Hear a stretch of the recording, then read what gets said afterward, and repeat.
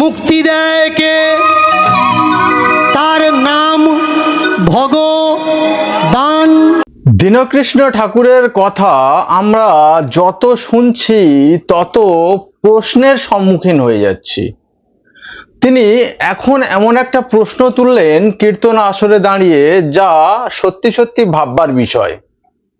তিনি বলছেন, আমরা আমাদের নিজেদের মুক্তির জন্য ভগবানকে স্মরণ করি, তাহলে আমরা আমাদের পিতা মাতা মারা গেলে তাদের মুক্তির জন্য কেন যাচ্ছি গয়াতে?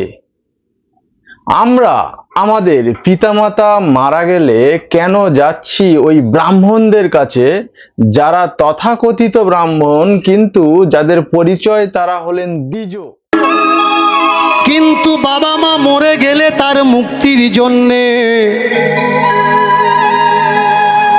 গয়ায় গিয়ে কেন পিণ্ড দেন? কেন যান না মথুরা, কাশী, গয়া?